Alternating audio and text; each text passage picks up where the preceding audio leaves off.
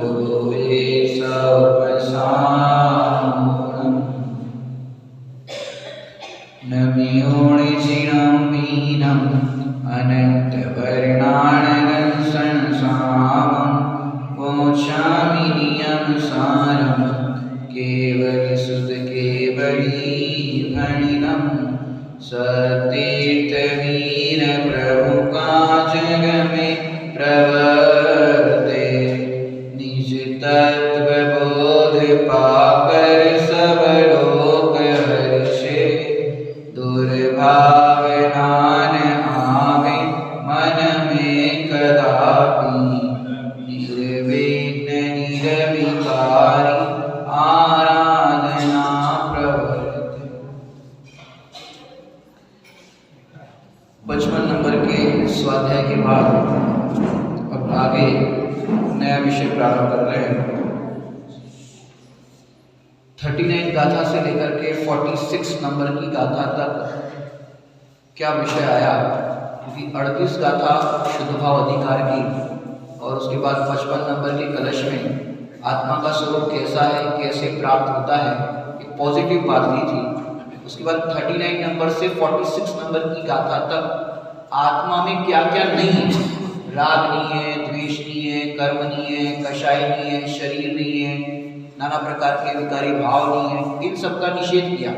अब 46 नंबर की गाथा में देखोगे तो देखो पीछे 46 नंबर की गाथा, वहां पर क्या लिखा है, नहीं स्पर्श रस अरुगंध वर्ण क्लीवन नारी नहीं संस्थान सनन सर्वहीन भाव सब जीव को नहीं रस रूप गंधन व्यक्त नहीं शब्द चेतन गुणमय निर्दिष्ट नहीं संस्थान होगा जीवन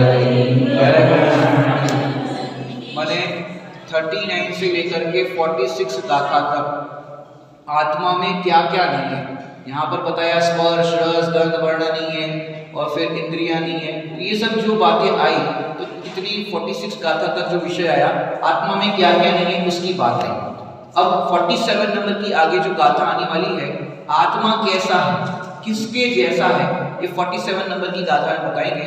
उसके पूर्व जो रेफरेंस कलश पद्म प्रबलधारी मुनिराज देव ने अन्य ग्रंथों के दिए हैं, उसी का एक रेफरेंस कलश जो पद्मनंदी पंचविंशति का।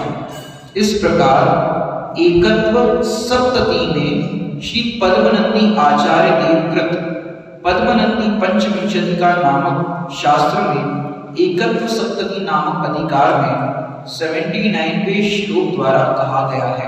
ये रेफरेंस कलश यहाँ पर आया है, मंदाक्रांता दिख रहा होगा आपको हेडिंग में, पेज नंबर 98 पर वो कलश को पढ़ेंगे, फिर आगे विषय देखेंगे।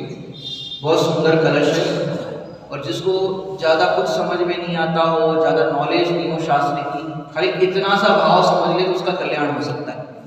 देखते अपन कलश पढ़ते हैं।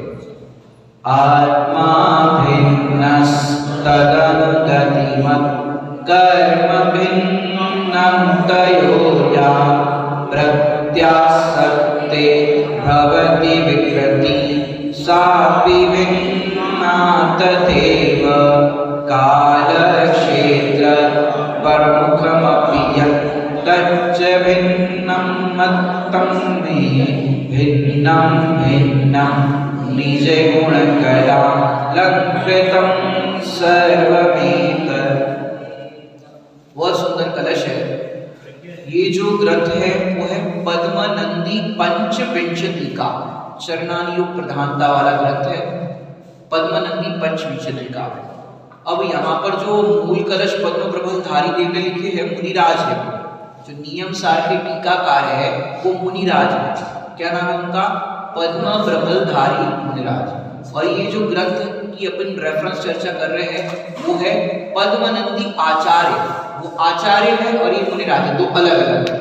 अब यहाँ पर वो रेफरेंस कलश जो किया उसमें बहुत सुंदर बात कर रहे हैं।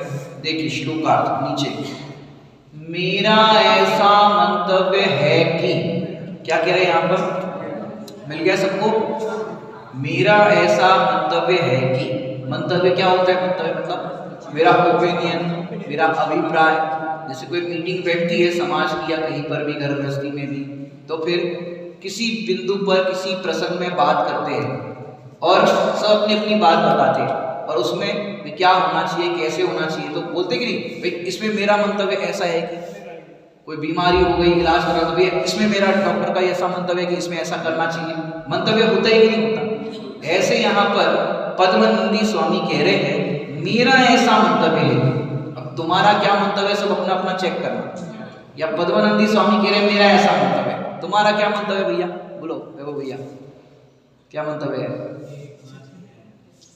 मंतव्य क्या है तुम्हारा? नहीं आप इधर मत देखो, आप तो क्या मंतव्य आपका चल रहा है आप अपना बताओ कि भाई ये शरीर मेरा है, पत्नी बच्चे मेरे हैं, घर गृहस्थी दुकान परिवार मेरा है। तो देखो यहाँ बैठे हो तो ऐसे ऐसे ना कर रहे हो, लेकिन अंदर में क्या चल रहा है बताओ? या तो मंतव्य की बात चलिए, आपका अभिप्राय क्या बैठा है ये बात है। अगर अभिप्राय सच्चा है तो बहुत बढ़िया है। अगर अभिप्राय में बैठा है ये शरीर मेरा है, ये सब संयोगी मेरे हैं, घर दुकान परिवार मेरा है, ये यदि है आपका मंतव्य और यहाँ इनका मंतव्य, दोनों को मिलान करना है कि अपना क्या है और उनका क्या है। वो कह रहे हैं मेरा ऐसा मंतव्य है कि, अज्ञानी को तो लगता है ये शरीर मेरा है और ये सब संयोग मेरे हैं, लेकिन यहाँ पर क्या सुंदर बात कर रहे हैं, मेरा ऐसा मंतव्य है कि आत्मा पृथक है। क्या कह रहे हैं? आत्मा पृथक है और उसके पीछे पीछे जाने वाला कर्म भी पृथक है। देखो कितना सरल भाषा में बता दिया, मेरा ऐसा मंतव्य है, तुम्हारा तुम जानो। आचार्य कह रहे तुम्हारा तुम जानो, तुम्हारा जो भी मंतव्य है, लेकिन मेरा तो ऐसा मंतव्य है आत्मा पृथक है और उसके पीछे पीछे चलने वाला कर्म भी पृथक है। यहाँ कह रहे पीछे पीछे चलने वाला। कई लोग तो ऐसा कहते हैं भैया हम तो कोई काम करने की सोचे हमारे कर्म आगे बढ़ता है, हमारा कोई भी काम उठाए, काम करना ये करना है, नया कुछ काम सोचे तो आगे आगे कर्म बढ़ता है, काम होता ही नहीं। होता है कई लोग ऐसा, लेकिन यहाँ कह रहे कर्म आगे आगे नहीं है, कर्म पीछे पीछे, साथ साथ भी नहीं है। आत्मा और कर्म साथ साथ भी नहीं कह रहे, ये कह रहे पीछे पीछे। मेरा ऐसा मंतव्य है कि आत्मा पृथक है और उसके पीछे पीछे जाने वाला कर्म भी पृथक है। पीछे पीछे जाने वाला कर्म कह रहे कि जहां आप देखो यहां से आप घर जाओगे, पहले तो आप एक हो कि दो हो ये बताओ, आपका मंतव्य बताओ। आप एक हो कि दो हो? क्या हो? एक की दो? आप कितने हो? सौरभ भैया कह रहे दो है, आप बताइए आप कितने हो?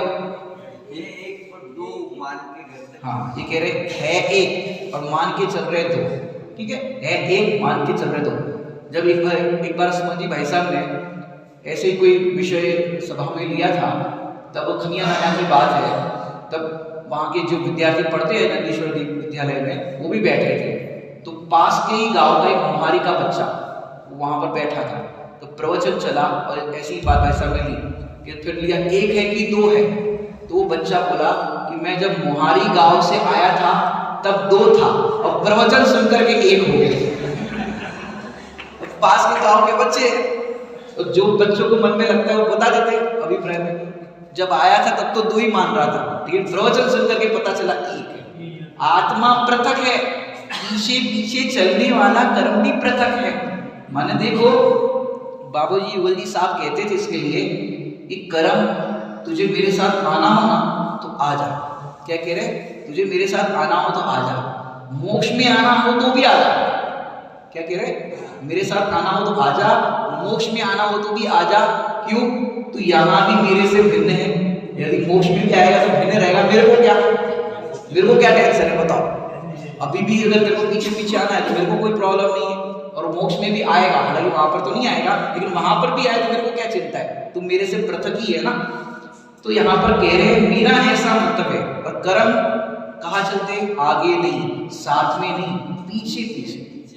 जैसे मोदी जी के आगे आगे कोई चल सकता है? साथ में पप्पू साथ में चलेगा कि भाई मोदी जी जहां चलते हैं तो उनके पीछे सब चलते हैं, है ना प्रधानमंत्री। ऐसे ये प्रधान है आत्मा, ये आत्मा के पीछे पीछे कर्म चलते। तो मेरा मंतव्य ऐसा है कि आत्मा पृथक है। आप अपना अपना मंतव्य देख लो, आत्मा कैसा है, साथ साथ वाला है, कर्म और आत्मा एक है। लेकिन पंडित जी हमने तो समय सार जी की गाथा पढ़ी है, देह चेतन एक है, लेकिन आगे भी तो कुछ लिखा है, देह चेतन एक है। ये कथन है व्यवहार का, ये व्यवहार का कथन है, दोनों एक है, परंतु एक हो सकते नहीं, ये कथन है परमार्थ का, ये कोई नहीं सकते। यहाँ कह रहे अलग है, पृथक है, तुम मान लो, इतनी सी बात मान लो, दोनों अलग अलग है, कर्मों की सत्ता न्यारी नहीं है। तो आत्मा पृथक है, वो पीछे पीछे चलने वाला, पीछे पीछे चलने वाला कर्म, माने कर्म पीछे पीछे कैसे चलते, देखो जैसे अपन चलते हैं, रास्ते में चलते हैं तो अपनी परछाई होती है, परछाई कहती है, तो परछाई कहाँ पर आती है, पीछे पीछे। नहीं नहीं नहीं पंडित जी, एक बार तो देखा हमने, आगे आगे चल रही परछाई, जहाँ चलते आगे आगे परछाई जा रही, कि तुम्हारा मुख सूर्य की तरफ है, तुम सूर्य से विमुख हो जाओ तो तुम्हारी परछाई कहाँ चलेगी, पीछे पीछे चलेगी। ऐसे ही तुम्हारी दृष्टि पर तरफ है, अब तुम्हारी दृष्टि स्वसन्मुख कर दो तो तुम्हें कर्म कहाँ दिखाई देगा, पीछे पीछे। अब पीछे पीछे चल रहा है तो चिंता करने की जरूरत नहीं है, ये अलग है और परछाई अलग है, दो चीज अलग अलग है। ऐसे आत्मा अलग है और पीछे पीछे चलने वाला कर्म भी अलग है। एक दृष्टांत देकर के समझाऊंगा तो क्लियर होगा। जयपुर में पढ़ते थे और शाम को टहलने ऐसे निकलते थे, अपन टहलते यहाँ पे, अब गार्डन के अंदर वहाँ पास में टहलते थे। तो एक बार क्या हो गया कि साथ में जो भैया साथ में होते सब साधारण भाई लोग, अब एक जन का स्वास्थ्य ठीक नहीं था तो अपन नहीं गए, चलो नहीं जाते, कंपनी नहीं है तो नहीं जाएंगे। अब हुआ ये कि उस गार्डन में बहुत दादा दादी पार्क जैसा भी था, दादा दादी भी आते, बुजुर्ग लोग आते, वो दादा के साथ एक पोता भी आता था। अब पोता आता तो क्या हुआ कि वो पोते को किसी कुत्ते ने काटा, जो भी है उसकी प्रक्रिया वो सब हो गई। अब दूसरे दिन सब गए और फिर वो दादाजी बोले तुम लोग इसी टाइम पे आते हो यहाँ पर, बोले हाँ इसी टाइम पे आते हैं, और रोज आते हो, बोले रोज आते हैं। बोले कल तुम्हारे कुत्ते ने मेरे पोते को काटा, हमारा कुत्ता, अब रोज चलते हैं तो पीछे पीछे कोई कुत्ता भी चलता हो, कौन इतना ध्यान देता है रोज क्या चल रहा है, किसी ने गौर फरमाया हो कि पीछे पीछे कुत्ता भी चलता है। अब वो दादाजी बोले आपके कुत्ते ने मेरे पोते को काटा। अब आपने इतना तो स्वीकार कर लिया, हम रोज आते हैं, इसी टाइम पे आते हैं, लेकिन आप जो कह रहे हो मेरे कुत्ते ने आपके पोते को काटा, ये गलत। अगर बोल दो हाँ क्या है तो क्या होगा, दादाजी और दादाजी की छड़ी, डंडा पड़ेगा कि नहीं पड़ेगा। ऐसे ही भैया आत्मा पृथक है, पीछे पीछे चलने वाला कर्म भी पृथक है। यदि कर्म को अपना मानोगे तो क्या होगा, डंडे पड़ेंगे, पड़ेंगे कि नहीं पड़ेंगे। वो पीछे पीछे चलने वाला कर्म, ये मेरा कर्म, मेरा पुण्य कर्म, मेरा पुण्य कर्म, अरे भैया उसको अपना मत मानो, अपना मानोगे तो कर्म के डंडे पड़ेंगे। भिन्न भिन्नता की बात यहाँ चल रही है, आत्मा पृथक और पीछे पीछे चलने वाला कर्म भी पृथक है, वो मेरा नहीं है। जब कर्म से भिन्नता का वेद विज्ञान कर लिया मेरा नहीं है, तो आगे यहाँ कह रहे हैं आत्मा और कर्म की अति निकटता से। देखो आत्मा और कर्म की अति निकटता से, अब यहाँ पर कौन सा कर्म लेंगे, द्रव्य कर्म, आत्मा और कर्म की अति निकटता से। और निकट में लेना है तो शरीर को भी ले सकते हैं, 9 कर्म, क्योंकि निकटता की बात की है, निकटता में शरीर निकट में है, 9 कर्म में ही आएगा। तो आत्मा और कर्म की अति निकटता से जो विकृति होती है, जो विकृति मतलब जो विकारी भाव होते हैं, वह भी उसी प्रकार आत्मा से भिन्न है। तो देखो आत्मा पृथक, निकटता में अगर देखें तो द्रव्य कर्म, और 9 कर्म में देखें तो शरीर, संयोग दूर होगा, संयोग है वो दूर हो जाएगा, शरीर में निकट आएगा। तो आत्मा पृथक है किससे, द्रव्य कर्म से, किससे, 9 कर्म में शरीर से पृथक है। और उसके लक्ष्य से होने वाली विकृति, अति निकटता से होने वाली विकृति, उसमें लेंगे भाव कर्म। वो भाव कर्म भी कैसे है, वो भी पृथक है, तो उसी प्रकार आत्मा से वो भिन्न है, मतलब भाव कर्म भी पृथक हो गए, द्रव्य कर्म भी पृथक हो गए और नौ कर्म भी पृथक हो गए। जब देह ही अपनी नहीं है, देह ही अपने से पृथक है, तो देह के साथ संबंध रखने वाले रिश्तेदार, नातेदार, ये सब परिवार वाले, वो काय के है, वो भी पृथक है, वो भी भिन्न है, स्वतंत्र है, किसी की किसी में चलती नहीं है। रात में भी थोड़ी सी बताई थी, हमारी अपने परिणामों में नहीं चलती। क्रोध का परिणाम है, हम चाह करके नहीं क्रोध नहीं कर सकते और होते हुए क्रोध को रोक नहीं सकते, तो भैया क्या कर सकते? ज्ञानातन्यत् करोति किम, भिन्नता की यहाँ पर ज्ञान के अलावा कर क्या सकते? आत्मा अलग, कर्म पृथक और पृथक के साथ साथ अति निकटता से होने वाले जो विकृति विकारी परिणाम है वो भी पृथक है। अब देखो, जब भी विकारी परिणाम होते हैं, चाहे शुभ या अशुभ, किसके लक्ष्य से होते? परद्रव्य के लक्ष्य से। आत्मा का लक्ष्य करने पर विकारी परिणाम होते किसी को? आत्मा का लक्ष्य करने पर वितरागता होती। और परद्रव्य का लक्ष्य करो, चाहे वो ये सब बाहर की चीजें हो या भगवान भी हो, भगवान का लक्ष्य करने पर क्या होगा? शुभ भाव होगा। तो शुभ भाव भी किसके लक्ष्य से हुआ? परद्रव्य के लक्ष्य से। तो परद्रव्य के लक्ष्य से जो होने वाली विकृति है, विकारी परिणाम है, वो भी आत्मा से कैसे? पृथक है, एक रूप नहीं है। आप चाह करके भी शुभ भाव वैसे नहीं कर सकते। जैसे विनय पाठ पढ़ते समय आपके जो शुभ भाव हुए, वही भाव आपके जो पूजन करते उसमें होते, वही भाव आपके विसर्जन समय होते। हर समय परिणाम बदलते। अरे आज जैसी पूजा की वैसी की वैसी कल हो जाएगी, जैसा प्रवचन में उपयोग आपका लग रहा है वैसा का वैसा शाम में लगेगा। अरे एक एक समय उपयोग बदलता रहता है।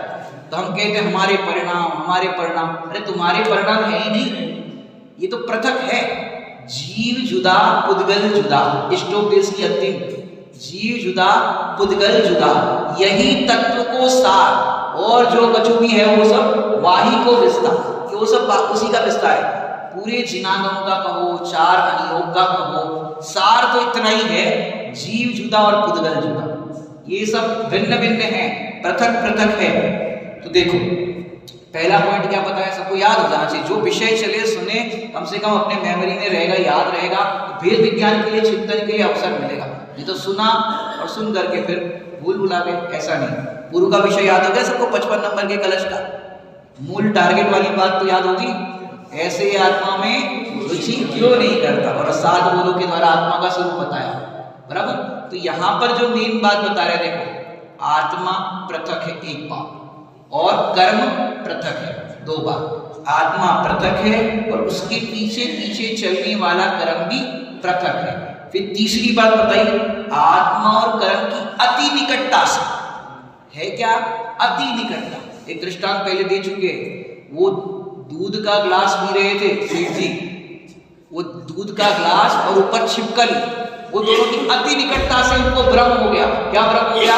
मैंने छिपकली निकल दी, ये अति निकटता के कारण भ्रम हो गया। ऐसे ही एक कर्म और आत्मा की अति निकटता, जैसे अपने को हाथ उठाने का भाव आया ऐसा, तो यहाँ भाव आया और हाथ का ऐसा परिणमन हुआ, जो जीव का काम है जानना, और यहाँ हाथ का ऐसा उठाने का परिणमन हुआ, तो जीव को क्या भ्रम हो जाता है अज्ञानी को, कि मैंने हाथ उठाया ऐसे करके, मैंने कार चलाई या जो कुछ भी कार्य किया, ये जीव को भ्रम हो जाता है। ये किसके कारण? अति निकटता के कारण। कुत्ता गाड़ी के नीचे चलता है, अब गाड़ी का यहाँ चलना और कुत्ते का वहां चलना, तो दोनों की अति निकटता के कारण, सरफेस ऐसे ना उसका गाड़ी का और नीचे ये, तो वो चलता हुआ क्या मानता है, मैं गाड़ी को चला रहा हूं। ये भ्रम कैसे हुआ? अति निकटता के कारण। ऐसे ही ये जीव को भी भ्रम ऐसा है अति निकटता के कारण। क्या कह रहे? अति निकटता से जो विकृति होती है, विकारी भाव होते हैं, राग द्वेष क्रोध आदि के परिणाम होते हैं, ये किसके कारण होते हैं? अति निकटता से हमको भ्रम होता है, लेकिन ये परिणाम भी भाव कर्म के भिन्न है। फिर आगे देखिए, और काल क्षेत्र आदि जो है वे भी आत्मा से पृथक है। देखो काल क्षेत्र आदि भी कैसे है, माने यहाँ पर देखो जो सर्वविशुद्ध ज्ञान अधिकार में शायद तक बात आती है, ना द्रव्येन खंड्यामि, ना क्षेत्रेन खंड्यामि, ना कालेन खंड्यामि, ना भावेन खंड्यामि। आत्मा है किसी द्रव्य से, किसी क्षेत्र से, किसी काल से, किसी भाव से खंडित नहीं होता, अखंडित रहने वाला भगवान आत्मा। जैसे पंखा चल रहा, और पंखे के नीचे अपन ने दर्पण लगाया। अब घूमता हुआ पंखा इस दर्पण में दिख रहा है। अब यहाँ दर्पण पे उंगली लगाओ तो आपकी उंगली खंडित होगी कि नहीं होगी? नहीं होगी। दर्पण चलते हुए पंखे में उंगली लगाओ तो उंगली खंडित होगी कि नहीं होगी? ये दर्पण में उंगली चलाओ, ऐसे चलते हुए पंखे में तो खंडित होगी? नहीं होगी। ऐसे हमारे ज्ञान में ज्ञेयों का ये पंखा घूम रहा है, एक के बाद एक व्यक्ति परिवर्तन होता रहता ना, एक के बाद एक नए नए ज्ञेय परिवर्तन होते रहते हैं। उसमें बताओ हमारा ज्ञायक रहता है और उस ज्ञेयों को जानता है। बताओ ज्ञायक खंडित होता है कि नहीं होता? क्रोध जान लिया, नाना प्रकार के विकारी परिणाम ज्ञान में जानने जाने तो भी आत्मा में कोई फर्क नहीं पड़ता। पड़ता है? नहीं पड़ता। क्यों? अरे तिल करे देह के खंड होने पर भी आत्मा खंडित रहता है। तो कह रहे द्रव्य क्षेत्र काल भाव आदि जो है वो आत्मा से पृथक है, वो भिन्न है। अब हाँ तो ये द्रव्य क्षेत्र काल भाव आदि जो है वे भी सब आत्मा से पृथक है। और फिर कह रहे हैं निज निज गुण कला से अलंकृत यह सब पृथक पृथक है, सब अपनी अपनी कला से अलंकृत। जैसे पुद्गल है मतलब कर्म है, वो कर्म की सत्ता, कर्म का जो डिपार्टमेंट है वो पूरा अलग है, उसका परिणमन उसमें होता है। चेतन का परिणमन चेतन में होता है, अर्थात अपने अपने गुणों तथा पर्यायों से युक्त सर्व द्रव्य अत्यंत भिन्न भिन्न है। यहाँ पर जो भिन्नता की बात बता रहे हैं, सिर्फ भिन्नता का अपने को अंदर में भाव भाषण हो जाए कि हम जिसको अपना मान रहे हैं ये वास्तव में अपना है ही नहीं। कितने मन टू द पॉइंट, इतने सरल शब्दों में यहाँ पर अपने को बताया है स्वभाव कि तुम विचार करके देखो ना, ये कर्म कैसे है, शरीर कैसा है, ये भिन्नता। मैंने सड़क पर एक बार हमने प्रयोग किया, मुंबई में जो ठेले वाले होते हैं ना ऐसे घूमते हो, जैसे मूंगफली वाले, चनाचूर गरम बोलते हैं हमारे यहाँ पे, चनाचूर गरम ऐसा कुछ होता है। उसको पूछा कि भैया ये आत्मा और शरीर की जो बात करते हैं, आत्मा और शरीर वो दोनों कैसे, क्या है, आप क्या मानते हो? बोले ये आत्मा इससे अलग है, शरीर है वो तो खोल की तरह है, ऐसा है ऐसा है। वो भी बोलने लगा। मैंने आप देखो कोई भी दर्शन है कहीं भी है तो वहां पर भी इतनी बात तो है कि आत्मा और शरीर अलग है, मरण होने पर देह यही रह जाती है और आत्मा चला जाता है। और वहां पर तो ये कॉन्सेप्ट है, मैंने वेदांत आदि में तो ये आत्मा है, यहीं पर मतलब ये शरीर राख हो जाता है और पंच तत्व में विलीन हो जाता है। वहां पर उनका ये कॉन्सेप्ट है। माने हिंदू दर्शन में तो इतना तो है कि पुनर्जन्म को तो स्वीकृत किया गया है, पुनर्जन्म को तो स्वीकार किया गया कि होता है। उनने भी काफी प्रयोग देखे, कोई छोटी सी बच्ची है और उसको गीता याद है, किसी को पुराण याद है, मतलब पढ़ा नहीं कभी लेकिन याद है, ये कैसे याद है, और पूर्व होगा बता भी देते कि फलाने गांव में थे, ऐसा ऐसा था, ऐसा ऐसा बता भी देते, तो इससे पुनर्जन्म की सिद्धि होती। लेकिन जो मुस्लिम दर्शन है उन लोग का तो क्या है कि भाई यही है सब कुछ, यही है सब कुछ, और जन्नत मिलेगी और बस वो हो जाएगा, तो उनके यहाँ पुनर्जन्म को स्वीकार नहीं करते। तो ये अन्य अन्य दर्शन की अपनी अपनी बातें हैं, लेकिन आप विचार करो कि ये देह और आत्मा कैसा है। मैंने आपने कुछ नहीं पढ़ना है, कुछ याद नहीं करना है, कुछ नहीं है, कोई बात नहीं, लेकिन बैठ करके इतना विचार करो, मैं कौन हूँ, आत्मा और ये शरीर, ये कर्म, नाना प्रकार के भाव हो रहे, ये कैसे हमारे करने से तो हो ही नहीं रहे। हम कितने विकल्प करते हैं लगे भैया, हमारे विकल्प के अनुसार होता है, नहीं हो सकता। जो भगवान के ज्ञान में है, उनने जो देखा है और हमारी वैसी वैसी पर्याय होनी है, वही होकर के रहती, होनी तो होके रहे, करने वाले हम हैं ही नहीं। माने फिल्म जो होती है, उस फिल्म के अंदर तो डायरेक्टर को पूरा, डायरेक्टर में पूरा जैसा उसके अंदर बताया रहता है वो हिसाब से फिल्म चलती है। अपना कौन डायरेक्टर है? अपने जीवन की जो फिल्म चल रही है उसका कौन डायरेक्टर है? कोई करवाने वाला है? मैंने फिल्म में तो कुंभ के मेले में दो भाई बिछड़ गए हो और बाद में मिल जाते। अब यहाँ पुराणों की कथा में देखते कहाँ मिल जाते, कैसे मिल जाते लोग बताओ? कि सब अपने अपने गुण कला से अलंकृत, सारी पर्याय फिक्स है, कहाँ किसका मिलना है, कैसा कैसा योग होना है, किसका क्या होना है, सब फिक्स है। हमारे करने से कुछ नहीं होता। जब ये भिन्नता का भान हो जाता है तो जीव निर्भर हो जाता है। हमें कुछ करना ही नहीं बाकी। बताओ, कुछ करना है? कुछ तो करना होगा। एक बार मैं मुंबई में BARC नाम सुना होगा, भाभा एटॉमिक रिसर्च सेंटर। मैं जब बहुत सालों पहले, लगभग 2012-10 की बात होगी, सुमा जी भाई साहब से परिचय मेरा 2009 में हुआ। तो प्रवचन आदि सब सुनने का प्रसंग बनता था। तो मैं BARC में जा रहा था और वहाँ पर एक टेंडर सबमिट करना था। तो उस समय भाई साहब के प्रवचन में, सुन के जा रहे थे रास्ते में, भाई साहब के प्रवचन में एक बात आई कि अभी के अभी यदि कोई देव आए और देव आपसे कहे कि अभी तुम्हें मैं विदेश क्षेत्र लेकर के जाऊंगा, बताओ कितने लोग तैयार हैं? अभी के अभी, हाँ, इंस्टेंट। अब वापस टिकट मिलेगा नहीं मिलेगा हमें नहीं मालूम, अभी के अभी तैयार हो क्या? कोई देव आपको लेने के लिए आए तो मेरे को तो तक दिख रहा था 2010-9 की बात होगी, भैया 4 बजे टेंडर सबमिट करना है कि वो बंद हो जाएगा फिर। अब सोचो, अभी के अभी हमको क्या है, कुछ ना कुछ काम लगे हुए हैं, ये करना है वो करना है। अभी के अभी आपको बोले जाना है तो अरे नहीं नहीं, वो आटा लगा के आ गए, वो करके आए, मतलब कितने विकल्प रहते। अपने को थोड़ा सा स्पेस चाहिए, यहाँ थोड़ी देर बाद हम ये काम निपटा ले फिर जाएंगे। लेकिन सोचो, जिसके खुद को आचार्य देव को ही देखो, उनको कोई अंदर में भावना थी कि साक्षात अभी यहाँ पर देव का विरह है, अगर हमको साक्षात केवली परमात्मा होते तो हम इस शंका का समाधान करते। ये पूछते, हम किससे पूछे, क्या पूछे? और वहाँ यहाँ पर उपादान था और वहाँ निमित्त बन गया। 8 दिन के लिए सीमंदर परमात्मा के वहाँ पर जाने का मौका मिला उनको। अब सोचो, उनको अगर मैंने अलग अलग प्रकार की किंवदंती आती है, कोई 4 व्यक्ति थे, धारी थे, या कोई देव लेकर के उनको लेके गया। अब सोचो, कोई देव लेकर के गया और उनसे कहा कि भाई चलो हम समुद्र में जा रहे हैं, विदेश क्षेत्र, चलो। अब बताओ, कुंद नाचर देव को कोई विकल्प था? फलाना काम कर ले, ये कर ले, ये कर ले। अरे भैया, उनको तो बस एक आत्मा, काम एक आत्मा तीनों, बीजू नहीं मन लो, कि बस एक ही काम रहता है हमको, चलो पीछी कमंडल लिए चलते बने। सोचो, हमको कितने विकल्प लेकर के बैठे हैं। यहाँ कह रहे सबको भेद विज्ञान करो, सब पृथक पृथक है, मैं इन सबसे पृथक हूँ। उनका परिणाम अपनी योग्यता से होगा, हमारे करने से नहीं होगा। जब हमारे करने से होगा ही नहीं तो हम काय को विकल्प करें? हम तो अपने ही परिणामों में कुछ कर ही नहीं सकते। बस निर्वार हो जाओ, ज्ञाता दृष्टा राही, बस ज्ञाता दृष्टा रहना मेरा काम है। सब परिणामों का अपने अपने हिसाब से होगा, हम किसी की चिंता ना करें। कार्य विकल्पों से नहीं होता, व्यर्थ मूढ़ ही बोझा ढोता। कार्य विकल्पों से नहीं होता और व्यर्थ ही मूढ़ बोझा ढोता। हमारे सर पे बोझा है, हमारे सर पे बोझा है, काय का बोझा बताओ?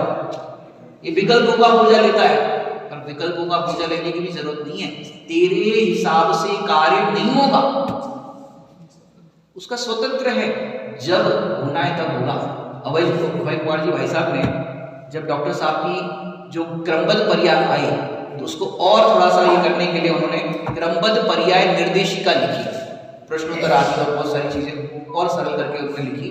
उसमें उन्होंने पहला जो पार्ट है उसके अंदर बहुत सुंदर पंक्ति लिखी, जब जिसका जिसमें जिस थल में जिस विधि से होना जो कार्य, तब उसका उसमें उस थल में उस विधि से होता वह कार्य।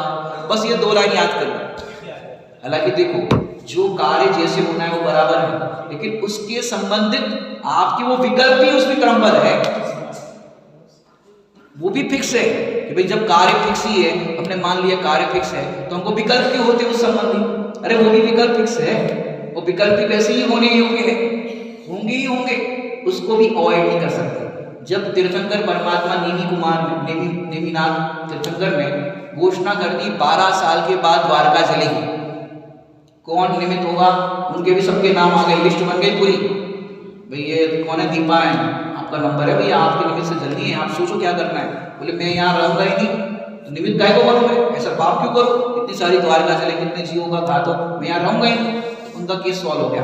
बाकी वही शराब निमित्त बनेगी, बोले शराब को नगर से बाहर करो और वो जंगल में फेंकवा दी, वहाँ कुंड वगैरह में वहाँ फेंकवा दी, चलो शराब को भी हटा दिया। अब बताओ, भगवान की वाणी में आया कि 12 साल बाद द्वारका जलेगी, क्रमबद्ध है ये फिक्स है, बता दिया। अब तुम कितने ही उपाय करो, बताओ क्या हो सकता है? कुछ कर सकते? कुछ भी नहीं कर सकते। और जो भी उपाय किया वो सही किया कि गलत किया, ये बताओ। सही किया। अब मुनिराज है वो जंगल के मार्ग से आए थे, अब शराब जो पहुंचाई वो सही स्थान पे पहुंचाई कि गलत स्थान पे? और वहीं पर वो जो यादव वगैरह है शराब पी करके वो ये कर रहे थे, और दीपायन मुनिराज को फिर चाय जैसा कह रहे थे, फिर वो दीपायन मुनिराज का वो अशुभ तेजस नाम का पुतला निकला, पूरी द्वारका जल गई। अब बताओ, जितने भी विकल्प जितने भी किए, दीपायन मुनिराज बोले भाई हम आएंगे ही नहीं, लेकिन लीप ईयर आ गया, अधिक महीना बोलते हैं ना, क्या बोलते हैं, वो आ गया और काउंटिंग में गड़बड़ हो गई। अब ये उपदेश में नहीं आया, नेमिनाथ के उपदेश में ये बात नहीं आई कि भाई लीप ईयर आएगा, ये भी क्रमबद्ध है। तो पूरी बात क्यों नहीं बताई? अरे जितनी बात आनी योग्य थी उतनी ही बताई। तो ये सारी चीज जब क्रमबद्ध है, जब कोई कुछ कर ही नहीं सकता, तो काय को अपन टेंशन ले। दादा की अंतिम में देखो कितने अच्छे रचनाएं, पद्य रचनाएं, कोई किसी का क्या करे, कोई किसी को क्यों करे, बताओ। सब द्रव्य है स्वतंत्र, मैंने ऐसे सिद्धांत, ऐसी रचनाएं हमको इतनी आंदोलित करती है, फिर भी हम इसका विचार नहीं करते। यदि हम विचार करें, निर्भर होते, हमें कुछ करना नहीं। तो देखो, सब स्वतंत्र है, द्रव्य अत्यंत भिन्न है। क्या कह रहे हैं? अत्यंत भिन्न। अति का भी जहां अंदाजा है ऐसा भिन्न, अत्यंत भिन्न है, जिसको हम अभाव की भाषा में कहे तो अत्यंताभाव। आत्मा का, कर्म का, शरीर भी नौकर्म है, कर्म का उसमें कैसा है? अत्यंत अभाव। एक द्रव्य का दूसरे द्रव्य में क्या है? अत्यंत अभाव। एक रूप हो नहीं सकते। आगे देखिए, इसका सरल भाव था। अब 70 नंबर का कलश देखते हैं और फिर आगे 47 नंबर जो बहुत ही सुंदर गाथा है, उसमें भी अपन स्वाध्याय बाद में करेंगे। 70 नंबर का असत सति बंधे शुद्ध जीवस्य रूपा रहितम अखिल मूर्त द्रव्य जालम विचित्रम इति जिनपति वाक्यम भक्ति शुद्धम बुधाना भुवन विदितमेत द्रव्य जानी नित्यम। क्या कह रहे हैं यहाँ पर? देखिए, बंद हो न, अर्थात बंद अवस्था में या मोक्ष अवस्था में समस्त विचित्र मूर्त द्रव्य जाल, अर्थात अनेक विध मूर्त द्रव्यों का समूह शुद्ध जीव के रूप से व्यतिरिक्त है, ऐसा जिनदेव का शुद्ध वचन बुद्ध पुरुषों को कहते हैं। इस भुवन विदित को, इस जगत प्रसिद्ध सत्य को, हे भव्य तू सदा जान। देखो, पहले अंतिम पद क्या कहा? तू सदा जान, हे भव्य तू सदा जान। क्या? कि जो भुवन विदित, इस जगत प्रसिद्ध, जो जगत में प्रसिद्ध बात है, और ऐसी किसने कही है? जिनेंद्र देव का शुद्ध वचन, और बुद्ध पुरुषों को कहते, बुद्ध मतलब ज्ञानी पुरुषों को कहते। तुमको देखो, एक तरफ क्या कहा कि तुम बुद्ध हो, तुम ज्ञानी हो, और तुमको ये वचन कह रहे, अज्ञानी को नहीं कह रहे। जो समझदार है, जो समझने के लिए यहाँ पर आए हैं, उनको ये वचन कह रहे। अब जो आए नहीं उनको क्या कहेंगे? जो आए हैं, समझदार है, ऐसे ज्ञानी पुरुषों को कहते। ज्ञानी मतलब वो वाला ज्ञानी मतलब जो समझने के लिए आया है, समझने की जिसको जिज्ञासा है, ज्ञानवान है, भद्रजीव है। तो जिनदेव का शुद्ध वचन बुद्ध पुरुषों को कहते हैं, और ये जगत प्रसिद्ध है, सत्य है, हे भव्य तू सदा जान। अब क्या सत्य है? तो उसका ऊपर दिया, बंद हो न हो, कि तुम बंधन में हो या मुक्त अवस्था में, दोनों अवस्थाओं को यहाँ पर ले लिया। बंद हो न हो, अर्थात बंद अवस्था में या मोक्ष अवस्था में समस्त विचित्र मूर्त द्रव्य जाल, अनेक विध मूर्त द्रव्यों का समूह शुद्ध जीव के रूप से अतिरिक्त है, व्यतिरिक्त है। व्यतिरिक्त माने भिन्न। व्यतिरिक्त का क्या किया? भिन्न। कि तू क्या कर, तू जिस भी अवस्था में, संसार अवस्था में हो या मुक्त अवस्था, जहां भी हो, बंद हो कि ना हो, हमें उसकी चिंता नहीं है। क्यों? क्योंकि ये जो कर्म है वो मुझसे व्यतिरिक्त है, भिन्न है। जब भिन्न ही है तो क्या चिंता करना, मेरे से भिन्न है। अरे तो ये मूर्त अनेक प्रकार के, अनेक विध बता रहे, अनेक विध। ये अनेक विध शब्द आपने कहीं पर सुना है? एक विध सुना है? एक विध, बहुविध सुना है? सूत्र क्षिप्र क्षिप्राणी, तो वहां पर एक विध, बहुविध ये शब्द आता है। माने जैसे कार चला रहे अपन रोड पर, अब उस समय अपने सामने बहुत तरह के, देखो एक और एक विध, एक हो गई बाइक, और एक ही प्रकार की और सारी बाइक हो गई, तो एक विध हो गई बाइक, एक और एक ही प्रकार की बाइक वो एक विध हो गई। फिर बहु, तो बहुत प्रकार के वाहन हो गए, और उसमें बहुत विध, बहुत प्रकार के, बहुत में भी जैसे गाड़ी है, बाइक है, एक्टिवा है, ऐसे हो गए। अब उसमें भी बहुत प्रकार के, तो ये हो गए बहुविध। अब अपने को कार चला करके निकालनी है तो क्या करते हो कि एक विध बहुविध में से बचते हुए, निकलते हुए अपने डेस्टिनेशन तक पहुंच जाते। ऐसे ही इस ज्ञायक में अनेक प्रकार के गे होते हैं। गे समझ गए? गे, ये जो वहां पर वो सब दिख रहे थे वो गे।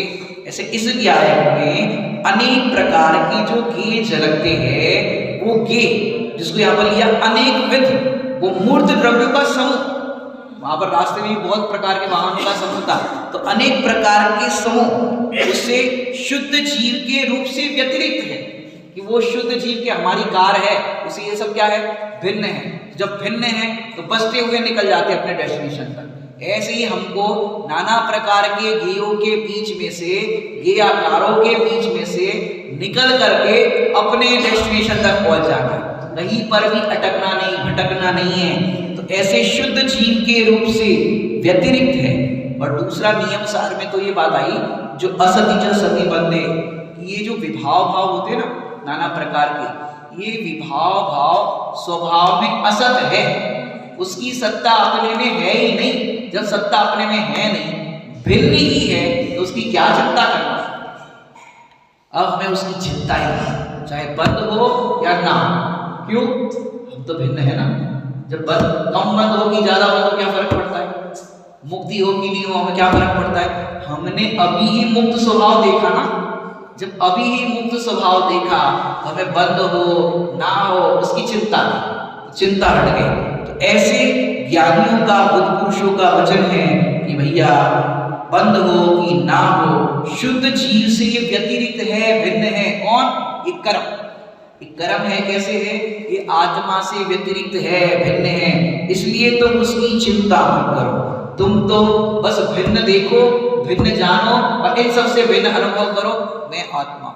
जब आत्मा हूं ये अनुभव करते हैं, तो कर्मों की जो नाना प्रकार की ये परिणमन की जो श्रृंखला चलती रहती है, वो अपनी योग्यता अनुसार धीरे धीरे विलय को प्राप्त हो जाती है, और आत्मा विश्व के ऊपर तैरता हुआ ऐसा दिखता है कि मानो अभी ही मुक्ति हो गई।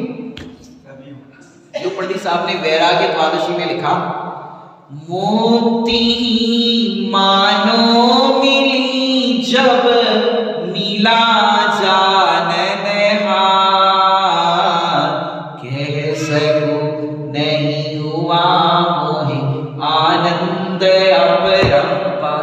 मुक्ति कब मिली?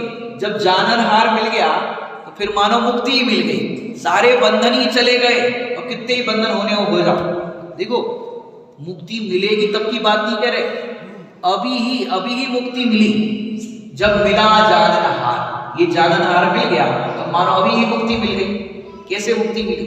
कि भाई बंधन, आश्रव अधिकार में ऐसा उत्थानिका में लिखा कि बंधन बद्ध होने पर ज्ञानी कैसे निराश्रमी रहता है। ऐसा आश्रव अधिकार में कहा कि बंधन में पड़े हुए हैं, इतने घर गृहस्थी है, सब ये सब परिवार है, सब कुछ है, ऐसे में कैसे निराश्रमी हो सकता है? ऐसे में मुक्त कैसे देख सकते हो? तो देखो, उसके लिए दृष्टांत देते हैं। जैसे बहुत सारे लोग जेल में हैं, आसाराम बापू जेल में हैं, बहुत सारे लोग जेल में। अब सोचो कोई ऐसा मिरेकल हो जाए, कोई ऐसा चमत्कार हो जाए और वहाँ कोर्ट से सब बराबर हो जाए और वहाँ पर आ जाए कि भाई ये निर्दोष है, इनके ऊपर सारी धाराएं जो लगाई गई है वो सब खारिज की जाती है और ये निर्दोष है।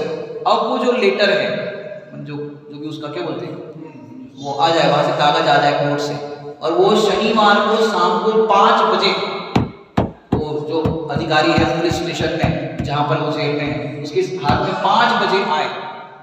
बताओ 5 बजे तो डॉक्यूमेंटेशन तो कुछ होगा नहीं और शनिवार का दिन था, लेकिन वो आ गया।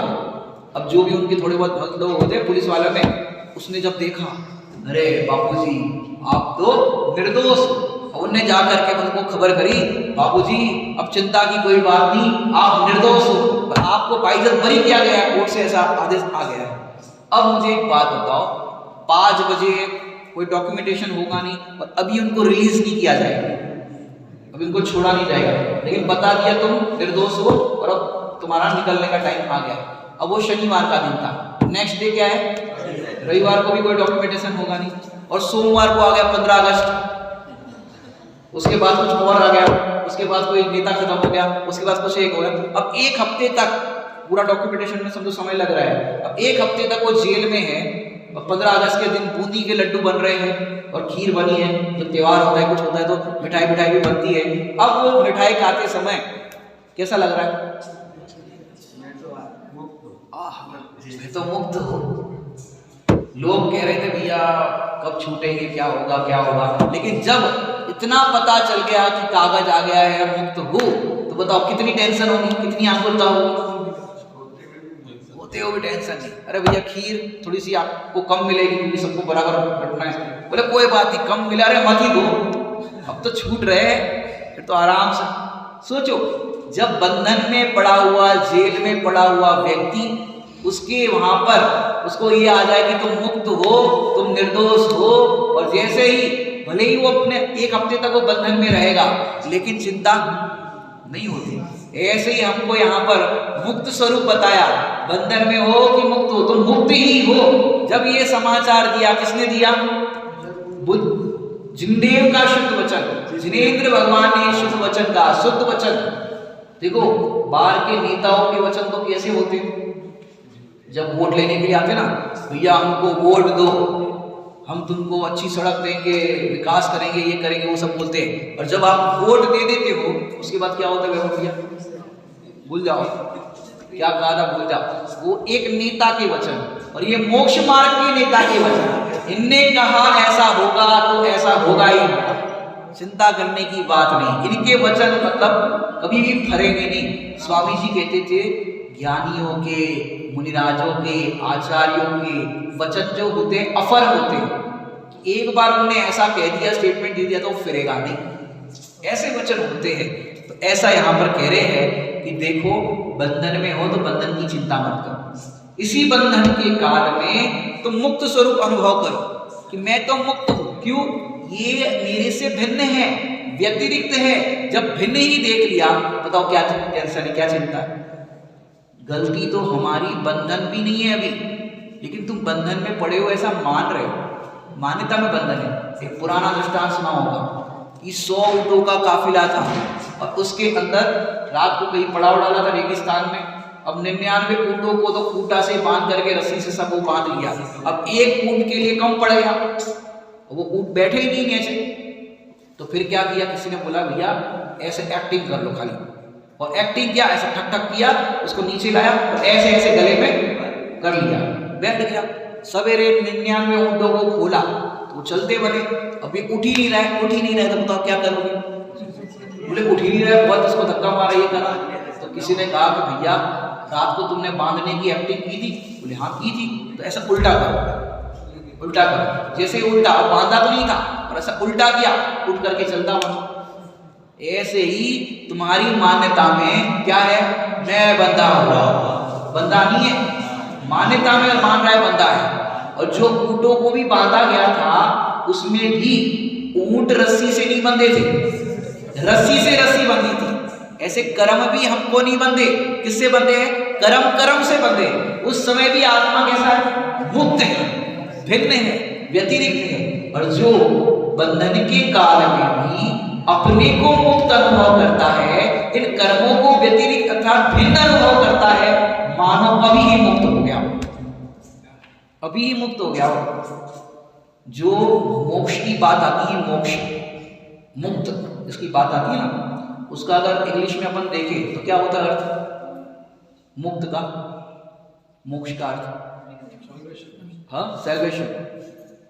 एक लिबरेशन भी आता है, वो निर्वाण और उसके अर्थ में आता है। एक दूसरा एक अर्थ, एक शब्द के अनेक मिलते हैं पर्यायवाची। एक अर्थ ऐसा है डाइवोर्स, मोक्ष के लिए क्या आया डाइवोर्स। डाइवोर्स शब्द सुन के अपने को वो वाला डाइवोर्स याद आता है, लेकिन देखो उसमें बहुत सुंदर घटित करते हैं आत्मा और कर्म। दूसरे अधिकार में, मोक्ष अधिकार में क्या बोलते हैं, दूसरे अधिकार में मोक्ष प्रकाशन, वहां पर क्या बताया, आत्मा और कर्म अनादिकाल से साथ साथ है। साथ साथ है कि नहीं? एक समय भी ऐसा नहीं रहा कि जहां कर्म साथ ना हो, विग्रह गति में भी साथ में है कर्म, अब अनादि से साथ साथ है। अब पति पत्नी शादी हुई तो साथ साथ है कि नहीं? साथ साथ है। अब किसी बात पर दोनों के विचार बने नहीं, तो बोला कि अब साथ में नहीं रहना है। अब अंदर से मन मुटाव हो गया। अब कोर्ट में उन्होंने डाइवोर्स पेपर सबमिट किए और उन्होंने कहा कि हमें साथ में नहीं रहना है। तो जज साहब ने वो पेपर लिया और कहा कि भाई अभी तो तुरंत डाइवोर्स नहीं मिलेगा, ऐसे रहता ना कायदा, 6 महीना साथ में रह करके देखो, सेपरेशन पीरियड बोलते हैं। अगर आपकी बात बन जाती है तो ठीक है, और नहीं बनती तो फिर कर लेंगे। ऐसे ही ज्ञानी अपनी इस संसार अवस्था में भेद विज्ञान के द्वारा अंदर में समझ में आ गया कि भैया कर्म की जाति मेरे से भिन्न है और मैं इससे भिन्न हूं, हमारी कर्म के साथ नहीं पटेगी, अब इसके साथ हमें नहीं रहना है। कर्म है, हमको 4 गति 84 लाख योनि में रुलाता है, दुखी करता है, और मैं तो इससे भिन्न हूं। हमने ये जान लिया है कि कर्म और आत्मा दोनों पृथक पृथक है। अब वो क्या करता है ज्ञानी, वो कहता है प्रभु हमें इस कर्म के साथ नहीं रहना है, हमें नहीं रहना है। तो भगवान क्या कहेंगे कि भैया एकदम से तो मोक्ष का टिकट नहीं मिलेगा, एकदम से तो मुक्ति नहीं मिलेगी, तुम्हें जितना काल, जितनी विराटता की गोलियां है तुम्हारी, उतने टाइम तक संसार में रहना पड़ेगा, तुम तो बस उससे भिन्न अनुभव करो। अब जैसे ही सेपरेशन का 6 महीने का पीरियड आया, तो बताओ वो पति पत्नी के लिए क्या करेगा, उसका इंश्योरेंस कराएगा, उसका ये कराएगा, वो कराएगा। भैया पृथक है, तुम अपना अपना देखो, भले ही घर में एक साथ रह रहे हैं। ऐसे ही जब ज्ञानी ने ये जाना कि कर्म मेरे से भिन्न है, शरीर मेरे से भिन्न है, तो जितना जो योग्यता वो बनती है, उसका जो मोरल एथिक्स है वो शरीर को मतलब उतना वो करते रहते हैं। बाकी ये पृथक है, अंदर में श्रद्धान पक्का हो जाता है। वो सेपरेशन पीरियड में भिन्नता चलती रहती है, और एक समय ऐसा आ जाता है, वो जज साहब उस पर स्टैंप लगा देते हैं, आज से तुम दोनों अलग हो। और एक समय यहाँ पर भी ऐसा आ जाएगा जो भिन्नता करते गया, मुनि दीक्षा धारण हो गई, श्रेणी आरोहण हो गया। एक समय ऐसा आ गया कि आत्मा और कर्म का डाइवोर्स हो जाता है। अब अनादि काल से जो तुम साथ साथ रह रहे थे, अब मुक्त हो गए, स्टैंप लग गया, आत्मा और कर्म पृथक पृथक है। लेकिन देखो दृष्टि में पहले ही देख लिया था, घर गृहस्थी में रहते रहते बात नहीं बन रही थी, दृष्टि में तो पहले ही उन्होंने डाइवोर्स कर दिया था, तेरा तू देख तेरा मैं देख, है ना, दृष्टि में तो पहले ही हो गया था। लेकिन जो लीगल प्रोसेस हुए उसमें तो जज साहब ने जब स्टैंप लगाया तब डाइवोर्स हुआ, लेकिन दृष्टि में तो पहले से भिन्न देख रहे थे कि नहीं देख रहे थे। ऐसे ही ज्ञानी दृष्टि में पहले दृष्टि मोक्ष हो जाता है, और बाद में प्रोसेस करते करते भिन्नता करते करते वो भेद विज्ञान की धारा, और फिर भेद विज्ञान का फल ऐसा आता है कि अनादि काल से साथ रहने वाले अनंत काल के लिए मुक्त हो जाते हैं, और ये डाइवोर्स पक्का हो जाता है। बताओ डाइवोर्स करना है, कितने लोगों को डाइवोर्स करना है? 1-2 लोग को ही करना है। ये वाला डाइवोर्स ना, वो वाला नहीं। एक बार डाइवोर्स कर दिया कर्मों के साथ, फिर संसार में नहीं आना है। ऐसा अद्भुत मार्ग हमको मिला है। एक एक शब्द आचार्य देव के, एक एक उनकी बातें यदि हम अपने जीवन में लाए, भिन्नता का भेद विज्ञान करें, तो बताओ क्या बाकी रहेगा संसार में? कुछ भी नहीं। तो ऐसा सुंदर बात यहाँ पर कहा, हे भव्य तू सदा जान, भव्य कह करके बुलाया। बताओ भव्य कहने वाला तुमको जगत में कोई है? नाना प्रकार के वचन लोग कहते रहते हैं, या कितना सुंदर संबोधन, हे भव्य। और गुरुदेव जी कहते थे, जिनकी वाणी में, ज्ञानी मुनिराजों की वाणी में ये आया कि तू भव्य है तो आनंद बना, उनने तुम्हें पात्र समझा। और भव्य के लिए तो पद्मनंदी पंचविंशति का में ही गाथा आई, श्लोक आया, क्या आया?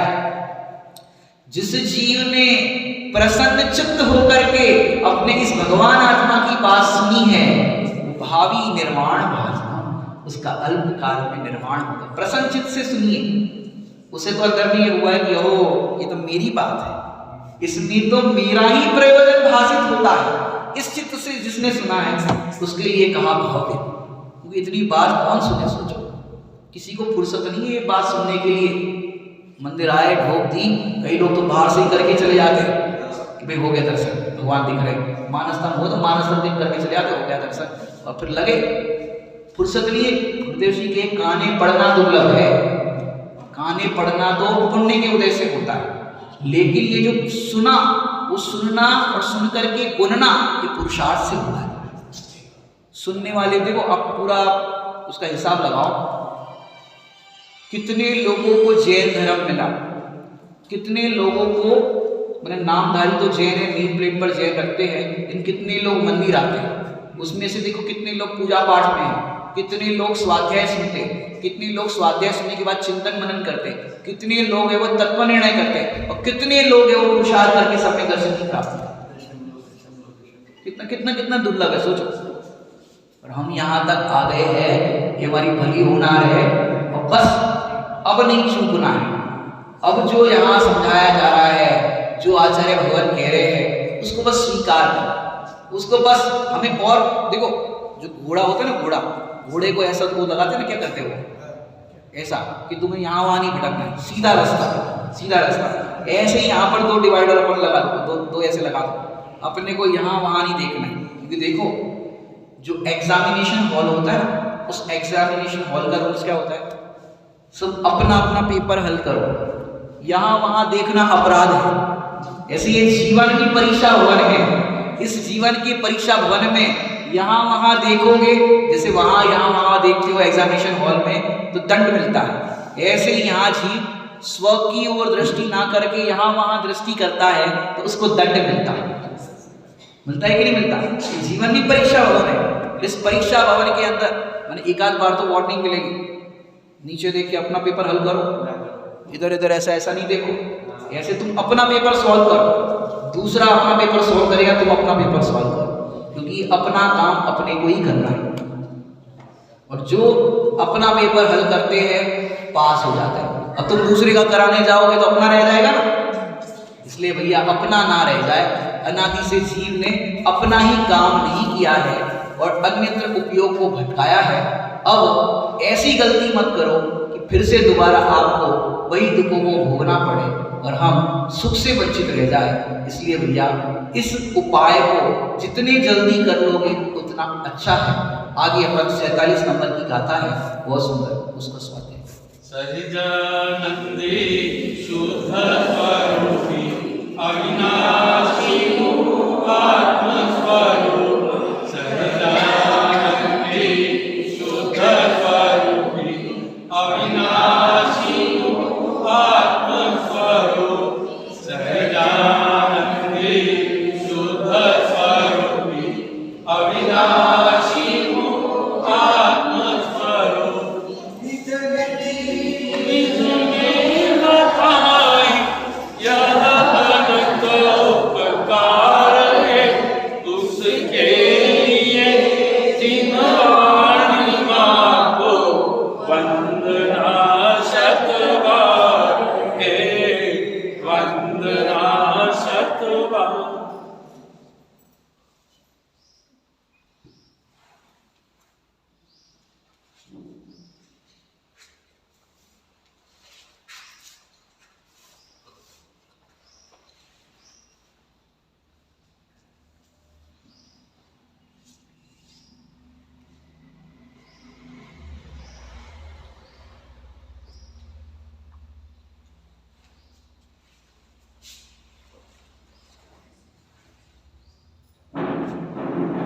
जावणी के ज्ञान से सूझे